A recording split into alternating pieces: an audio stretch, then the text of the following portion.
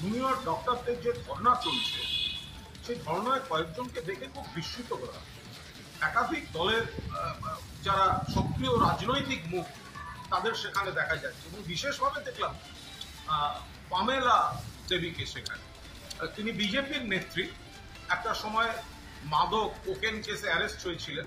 আমি কেসের আপডেট নিয়ে উনি দোষী না পরে তিনি কেস থেকে বেরিয়ে যান আমি এর মধ্যে যাচ্ছি না, ওনার কেস নিয়ে কথা বলা আমার উদ্দেশ্য।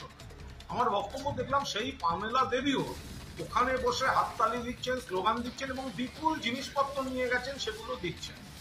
আমরা শুনেছিলাম এটা অরাজনৈতিক, কিন্তু তারপরে যা যা মুখ সেখানে দেখছি, যা যা ভাষণ, যা যা স্লোগান, তো সেগুলোর সঙ্গে এই জুনিয়র ডক্টর নেতৃত্বের কি যোগাযোগ, কি সম্পর্ক, সেখানে যে রসদ যাচ্ছে সেগুলো কি চেয়ে নেওয়া হচ্ছে না কিভাবে আসছে, এগুলো তো একটা প্রশ্ন চলে আসে। মূল যে কারণে জুনিয়র ডক্টরদের আন্দোলন, তাদের সহযোদ্ধা যে তরুণীর ধর্ষণ এবং খুন, তার ন্যায় বিচারের দাবিতে আমরাও সহমত।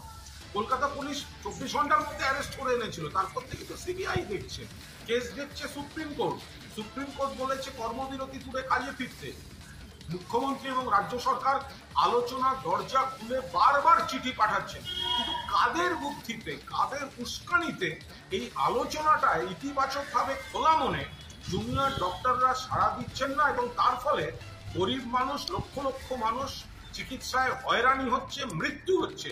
এই বিষয়টা তো একটা সকলে ভেবে দেখবেন নিশ্চয়ই।